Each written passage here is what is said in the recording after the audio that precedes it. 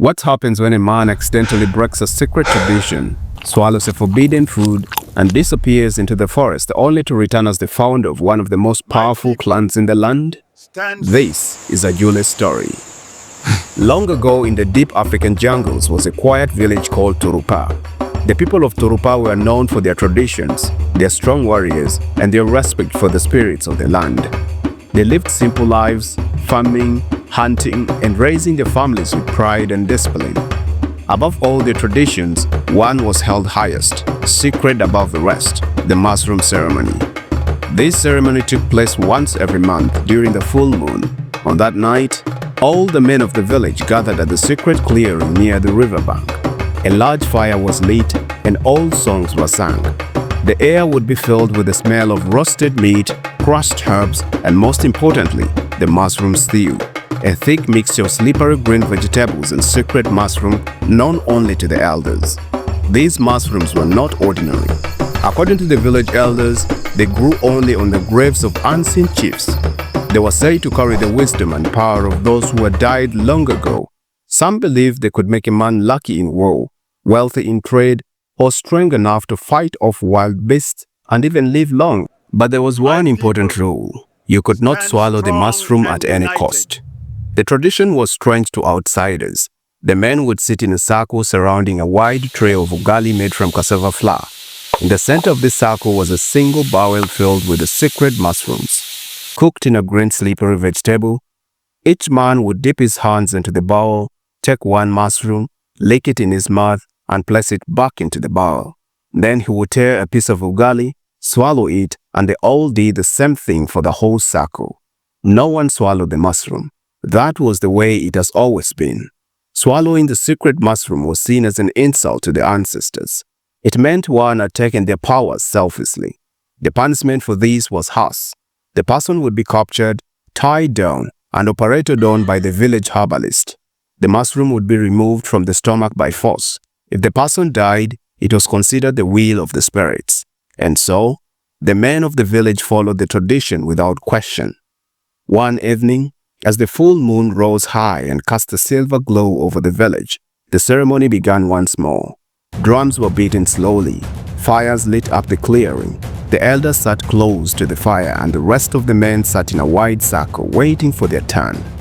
Among them was a young man named Ajule. Ajule was well liked, but not yet fully respected. He had not gone to war. He had not built a home of his own. He was still seen as a boy among men. But Ajule had a strong heart and a curious mind. He always watched the elders closely, always wondering why things had to be the way they were. That night, Ajule sat in a circle like everyone else. When the mushroom bowl reached him, he dipped his hands in slowly. The mushroom he picked was large, juicy, and covered in the thick green sauce. It shone under the moonlight, and the smell made his mouth water. He placed it in his mouth gently and began to roll it with his tongue, without chewing it, just as the others had done. But something went wrong. The mushroom slipped. It slid down his throat before he could stop it. He felt the mushroom go down into his stomach. His heart pounded. Sweat broke out of his forehead. He looked around. Had anyone seen? Had the elders noticed? No one said anything.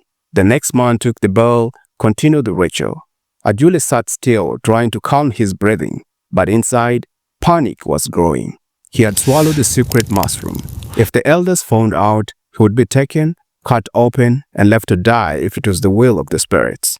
He had to do something.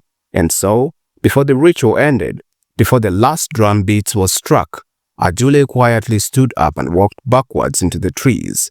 Once he was in the shadows, he ran. He ran fast, past the rivers, past the farms, into the deep dark of the forest. He did not stop to look back. He knew that once they discovered what he had done, the warriors would come for him. He had only one choice: to disappear. Ajule ran like he had never run before. The thick trees of the forest seemed to close in around him. Branches scratched his arms and face. Thorns tore at his legs, but he did not stop. His heart beat loudly in his chest, like the drums from the ceremony, only faster, heavier, and filled with fear. He could still taste the secret mushroom in his mouth. He could still feel it sitting in his belly. The thought made his stomach turn.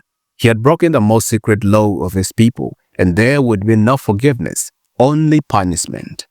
Ajule knew what would come next. Once the elders discovered the truth, they would send the warriors after him. He had seen them catch others before. Thieves, traitors, even drunkards who insulted the spirits. The warriors were strong, fast, and trained to track through the forest and the fields. They would not rest until they found him. But Ajule had one thing on his side: fear. Fear made him fast. Fear made him sharp. And fear helped him think quickly. He remembered stories from his grandfather. Stories about porcupines that dug long tunnels beneath anthills, safe from lions and fire. With every step, he searched the ground for one of those tunnels. The forest grew darker, the trees thicker. Strange sounds came from the bushes. Snakes slithering, owls hooting, hyenas laughing in the distance. But Ajule kept going, moving deeper into the unknown. At last, he saw it. At the base of a giant anthill, half covered by roots and leaves, was a narrow hole. Fresh earth showed it has just been used recently, likely by a porcupine. Ajule fell on his knees, pushed away the leaves and slipped inside. The tunnel was tight, and he had to crawl. His arms got dirty, but after a few meters it opened into a wider space. He crawled into a bowl and pulled leaves over himself for cover. He was hidden. Outside, the sounds of the forest continued. He listened for footsteps, for angry shouts, but none came.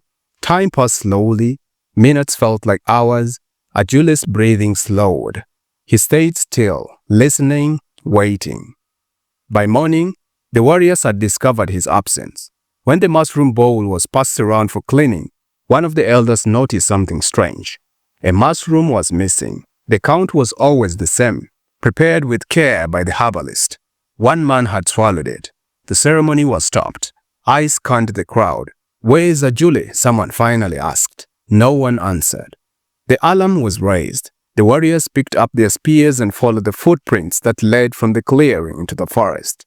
They followed the path of broken branches, disturbed leaves, and running feet. But when the trails reached the anthill, it disappeared. The warriors searched nearby bushes, climbed trees to look from above, even poked their spears into holes.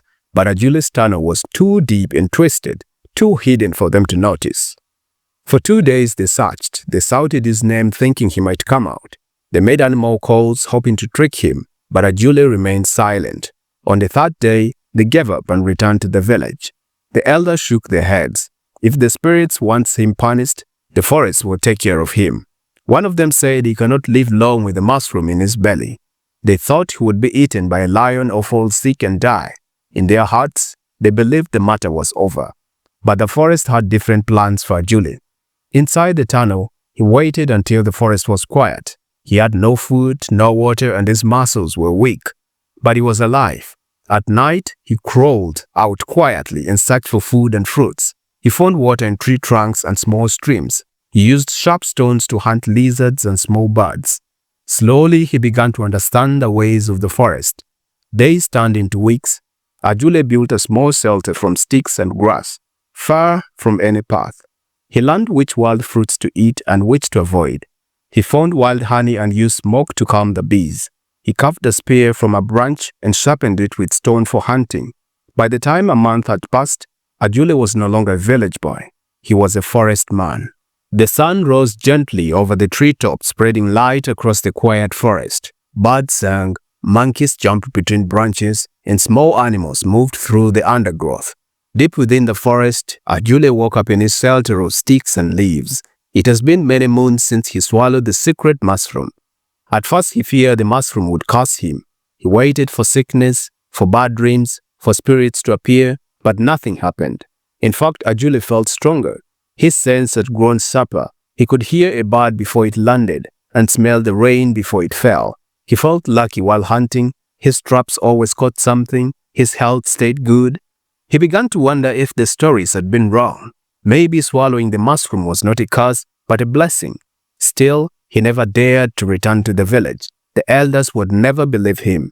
To them, he had broken the law. He would always be a criminal. So he stayed in the forest. He grew a beard. His arms became strong. His eyes learned to read the trees, the weather, and the animals. He was no longer afraid of the dark. One day, while walking through a new path of the forest, Ajule heard a strange sound. It was not an animal. It sounded like a soft cry, like someone was in pain. He stopped and listened carefully. The sound came again, this time closer. Ajule moved slowly through the trees, holding his spear tightly. He reached a small clearing and then he froze. There, sitting on the ground with her back against the tree, was a woman. Her clothes were torn, her hair was dirty, her face was thin, and her hands were scratched. She looked tired, scared, and hungry. The woman turned quickly, her eyes wide with fear. She grabbed the stick and pointed it at him. "Who are you?" Ajule raised his hands to show he meant no harm. "I'm not here to hurt you," he said calmly. "I live in the forest. My name is Ajule." The woman stared at him for a moment and said nothing. Then she lowered the stick and sighed. "I am Asuga," she said. "I was banished from my village. They said I was a witch." Ajule sat down a few feet away. "Were you?" Asuga shook her head. "No." A jealousy woman lied. She told the elders I was using spells to steal people's luck. I was only helping with herbs, things my grandmother taught me, but they believed her. Ajule nodded slowly. People fear what they don't understand. Asuga looked at him closely. "And you? Why do you live here?" Ajule hesitated, then told her the truth. He told her about the mushroom, about the secret rule, about how he had swallowed it accidentally. He told her about the warriors, the anthill, and how he survived. When he finished, Asuga was silent for a moment. Then to his surprise, she smiled. "You are not cursed," she said. "You are chosen." Ajule laughed softly. "Maybe we're just the ones who didn't fit." They shared a simple meal, some wild fruits, roasted roots, and a piece of honeycomb. That night, Asuga stayed near his shelter. Ajule made a bed of leaves for her under a low tree. The next day, they walked through the forest together. Ajule showed her the places he found food, the streams where he fished, and the hidden paths he used to avoid wild animals. Asuga showed him herbs he had never noticed and how to use certain leaves to treat wounds. They began to live together. Ajule built a second shelter, stronger this time. With Asuga's help, they made it home. They cooked meals over a small fire, laughed under the stars, and told each other stories of the villages they had lost. In the forest, they found something they have both been missing: peace. And slowly, something else began to grow between them: love. Months passed, the forest no longer felt like a place of hiding. For Ajule and Asuga, it had become a home, a world of freedom, healing, and new beginnings. Their love grew strong. They laughed more, they worked together every day, collecting food, building shelter, and learning from the forest. Asuga made medicine from leaves and roots. Ajule carved tools and sharpened stones into blades. They protected each other and never felt alone. Then one bright morning, Asuga gave Ajule the news: "I'm pregnant." Ajule's eyes filled with surprise and joy. "Truly?" She nodded, smiling. "Yes. Then the forest has truly blessed us." The months that followed were full of excitement and preparation. Ajule built a bigger hut with a strong roof of woven leaves. Asuga gathered herbs to help with childbirth. Together they made the place safer, warmer, and more comfortable. When the child finally came, it was a baby boy. They named him Obuya, which meant born of the wild. He was strong just like his father and curious like his mother. As he grew, they taught him the ways of the forest, how to walk quietly, how to watch the birds, how to listen to the wind. In time, more children followed, 2 girls and another boy. Each child brought more laughter, more work, and more joy. Their family grew like the trees around them, rooted, strong, and reaching towards the sky. Ajule and Asuga did not feel banished anymore. They felt chosen. One day, while walking by the edge of the forest, Ajule saw something unusual. A group of travelers, 3 men and a woman, were resting near a stream. They looked tired and lost. Their clothes were torn, and one man had a wound on his leg. Ajule stepped out of the trees and greeted them carefully. The travelers jumped up in fear. "Who are you?" "I live in the forest. My name is Ajule." "You look like you need help." The travelers hesitated. Then the woman said, "We are chased from our village. Our leaders grew greedy and cruel. He forced us to work without food. We escaped, but we don't know where to go." Ajule looked at them thoughtfully. Then he smiled. "Come with me." He led them to his home, where Asuga welcomed them with food and water. She treated the man's wound. The children laughed and played nearby. The travelers could not believe what they saw. "You built all this?" "Yes," Ajule said. "We made a new life here. You too can." And so, The travelers stayed. In the weeks that followed, more people arrived, some chased by war, others fleeing hunger or injustice. Word began to spread. Deep in the forest, there was a place where outcasts were safe, where the forgotten could begin again. Ajule and Asuga welcomed them all. They taught them how to build, how to hunt, how to heal. The small camp grew into a settlement. The settlers turned into homes. Paths formed between the trees. Clearing was made for meetings, dances, and celebration. The people called Ajule elder of the forest. They called Asuga the mother of the new life. And the children of Ajule and Asuga grew into strong young men and women. They took wives and husbands, built homes, and had children of their own. The family turned into a tribe. The tribe became a clan, a powerful clan. They called themselves the Kanyaba, meaning the people of the trees. Years passed. The forest that once hid a frightened young man now echoed with the voices of children, the sounds of laughter, and the busy footsteps of many people. The settlement had grown into a thriving community. Dozens of homes were scattered among the trees. Smoke from cooking fires rose into the skies. There were paths for walking, a gathering place in the center, and gardens where people grew food. It was no longer just a hiding place. It was a kingdom of its own. Ajule, once banished and hunted, now stood tall as a leader. Asuga stood by his side, still strong, still kind, her knowledge of herbs known far and wide.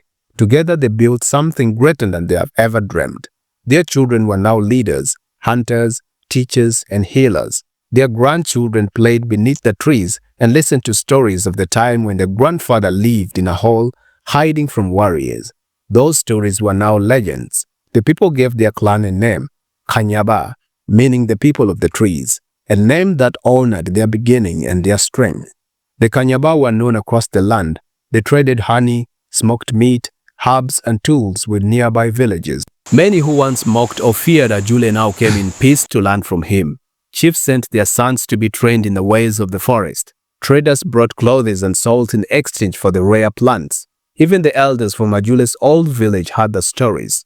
One day, an old warrior came to the Kanyaba camp. He was thin and bent with age. He stood in the center of the clearing and waited silently.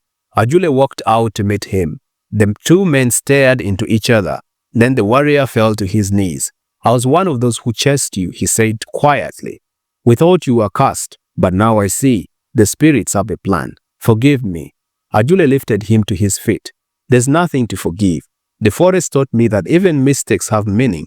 The warrior wept. From that day, peace was made between the Kanyaba and the outside world.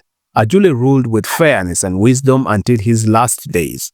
When he passed away, the people mourned for many days. They buried him at the foot of the old anthill where his journey began and planted a big tree above him. The tree grew tall and wide, its root deep into the earth just like Ajule's legacy. Asuga continued to guide the people, teaching the young women and healing the sick. She too was honored as a great ancestor when her time came, and the clan of Kanyaba lived on strong, wise, and respected across the land. They never forgot where they came from. They never forgot the mushroom, the hole in the earth, or the love that turned exile into destiny, and the mushroom became a totem of that clan. Thanks for watching. I believe you've enjoyed this video. Check out your screen for another video we are prepared for you to watch next. And also don't forget to give this video a like and subscribe to our channel for more interesting stories like this. See you in our next video.